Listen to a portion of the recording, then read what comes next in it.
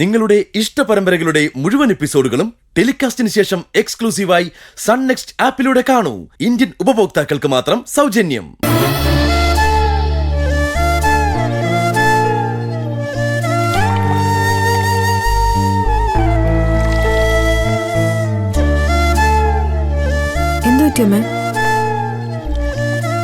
എന്താണോ എന്തോ മനസ്സിനൊരു സുഖം തോന്നില്ല മായ.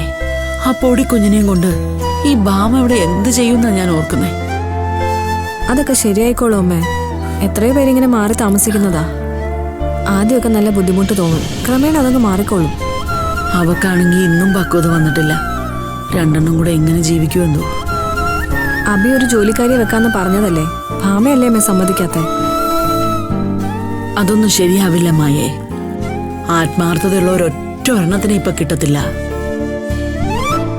എല്ലാവർക്കും ഭയങ്കര ചിട്ടയാ. രാവിലെ ഇത്ര മണിക്കേ വരൂ, ഇത്ര മണിയാവുമ്പോ പോകണം. കുഞ്ഞിന്റെ കാര്യം ഓർക്കുമ്പോഴാ പ്രശ്നം. ആ കുഞ്ഞിനെ ഒന്ന് കൈമാറിയെടുക്കാൻ ആരെങ്കിലും ഒരാൾ വേണ്ടേ? അതൊക്കെ നേരെ തന്നെ അമ്മേ. എന്നാലും എല്ലാം ശീലിക്കണ്ടേ? നമുക്ക് നോക്കാം. തീരെ പറ്റിയില്ലെങ്കിൽ നമുക്ക് എന്തായാലും ആലോചിക്കാം. ഭാവന ഇവിടെ ഉണ്ടായിരുന്നെങ്കിൽ ഒരിക്കലും ഇവിടുന്ന് പോകാൻ അനുവദിക്കത്തില്ലായിരുന്നു. ഇത് പാവക്കൊന്നും ചെയ്യാൻ പറ്റാത്ത അവസ്ഥയാ.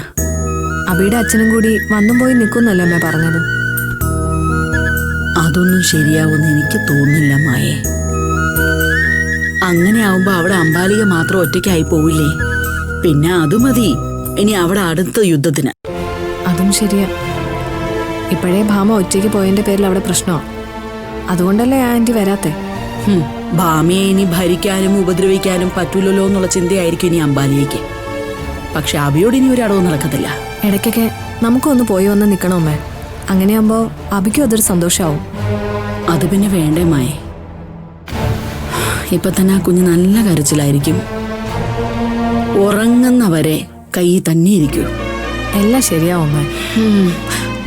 നാളെയല്ലേ ഏട്ടത്തിയെ ഡിസ്ചാർജ് ചെയ്യുന്നത്? അയ്യോ, അങ്ങോട്ടൊന്നും പോകാനും പറ്റില്ലല്ലോ മായേ.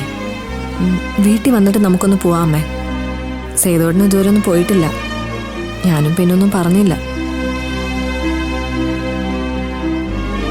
സേതോട്ടിന് മാമനോടും മാമിയോടും മാനസികമായിട്ട് വെറുപ്പായി പോയമ്മേ. അതാ സേതോടിനൊന്നും മൈൻഡ് ചെയ്യാത്തെ. കുഞ്ഞുനാൾ തൊട്ടേ അവൻ അങ്ങനെ തന്നെയാ.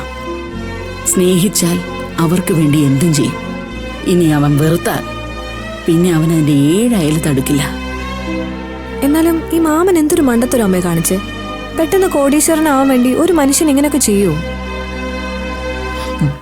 ബുദ്ധി കൂടിയാലും കുഴപ്പമായേ. സ്വന്തം കാശ് കൂടാതെ ആരുടെയൊക്കെയോ കാശും കൂടെ വാങ്ങിച്ചിട്ടുണ്ടെന്നാ കേട്ടത്.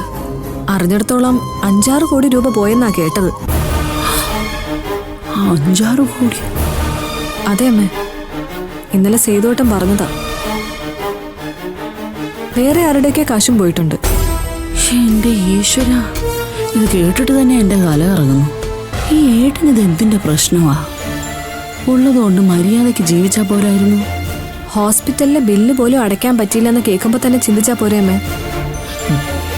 ഒരു കണക്കിന് കുറച്ചൊക്കെ അനുഭവിക്കണമേ. അത്രമാത്രം ദ്രോഹങ്ങളാണ് നമ്മളോട് ചെയ്തിട്ടുള്ളത്. നമ്മളായിട്ടൊന്നും പറയാൻ പോകണ്ട മോളെ. അവരവൻ ചെയ്യുന്ന തെറ്റിനുള്ള ശിക്ഷ അവരവർക്ക് തന്നെ കിട്ടിക്കോളൂ.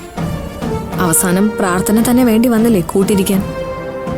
ഇപ്പൊ ഏട്ടത്തിക്ക് എങ്ങനെയുണ്ടെന്നാ ഭാവന പറഞ്ഞത്? സംസാരശേഷിയൊക്കെ തിരിച്ചു കിട്ടിയെന്നാ പറഞ്ഞ്. പിന്നെ ആരോഗ്യ പ്രശ്നമൊക്കെ കാണും. ഇതാന്നേ പറയുന്നത്. ഓടിച്ചാടി നടന്നിട്ടൊന്നും ഒരു കാര്യമില്ല. എപ്പ വേണമെങ്കിലും നിലത്ത് വീഴാം. ഇതൊക്കെ സ്വയം വരുത്തി വെക്കുന്നതാ അമ്മേ. എന്തുകൊണ്ടിങ്ങനെ വന്നാന്ന് ഭാവനയ്ക്ക് അറിയാൻ തോന്നുന്നു. അവള് നമ്മളോട് പറയാത്തതാ. നീ എന്താ അങ്ങനെ പറഞ്ഞേ? അവളുടെ സംസാരത്തിൽ നിന്ന് എനിക്കങ്ങനെ മനസ്സിലായതാ അമ്മേ. അവളങ്ങനെ പറഞ്ഞിട്ടുണ്ടെങ്കിൽ എന്തെങ്കിലും കാണും. അവളെ നമുക്കറിയാലോ അമ്മേ. ആകാശം ഇടിഞ്ഞു വീണാലും ഒന്നും മറ്റുള്ളവരോട് പറയത്തില്ല. അമ്മ വാ, എന്തെങ്കിലും കഴിക്കാം. വിശപ്പില്ല മായി. അത് ഭാമയെ കുറിച്ച് ആലോചിച്ചിരുന്നിട്ടാ. കഴിക്കുമ്പോ ശരിയാവും. അമ്മ വാ. സേതു കഴിച്ചോ? അവരൊക്കെ എപ്പോഴേ കഴിച്ചു. വാ.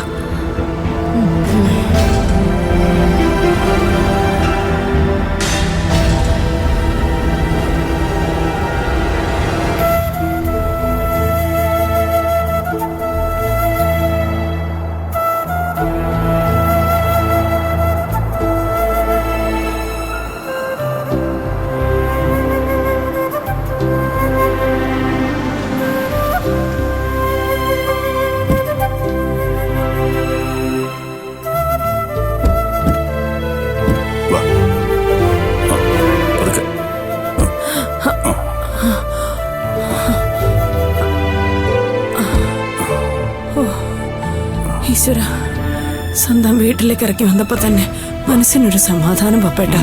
വാ.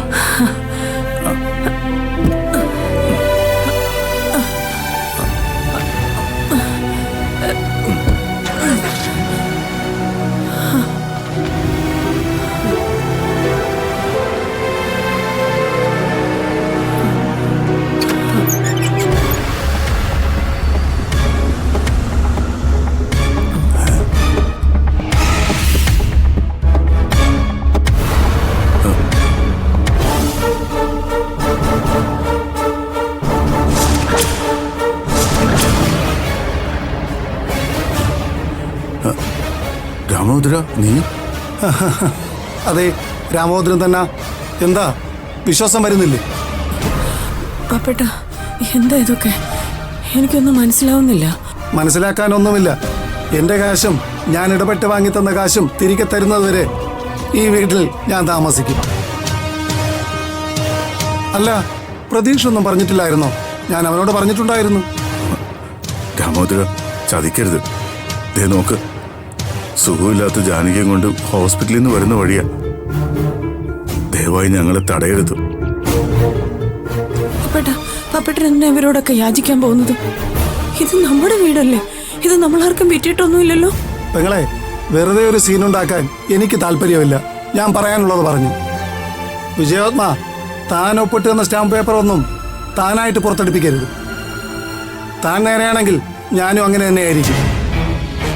അതല്ല മറിച്ചാണെങ്കിൽ കളി ഇവിടം കൊണ്ടൊന്നും തീരില്ല. വിജയാത്മ, 1-2 രൂപയല്ല തന്നെ വിശ്വസിച്ച് ഞാനും എൻ്റെ കൂട്ടുകാരും കൂടെ കമ്പനിയിൽ നിക്ഷേപിച്ചിരിക്കുന്നത്. അത് എനിക്ക് ഓർമ്മ വേണം. എനിക്ക് ഓർമ്മയുണ്ട് രാമോദര. എന്റെ കാശും ചേർത്ത് 4-5 കോടി രൂപയുടെ ബാധ്യത എനിക്കുണ്ട്. എന്നോട് ഇതൊന്നും പറഞ്ഞിട്ട് ഒരു കാര്യവുമില്ല. കാശിന്റെ കാര്യത്തിൽ ഒരു എക്സ്ക്യൂസും എനിക്ക് കേൾക്കണ്ട. ഞങ്ങൾ പിന്നെ എങ്ങോട്ടാ പോകേണ്ടത്? ദേ, ഇതെന്റെ മരുമോളാ. ഗർഭിണിയായ ഇവിടെയും സുഖമില്ലാത്ത എന്റെ ഭാര്യയും കൊണ്ട് ഞാൻ എങ്ങോട്ട് പോകും? എനിക്കതൊന്നും വിഷയമല്ല വിജയാത്മ.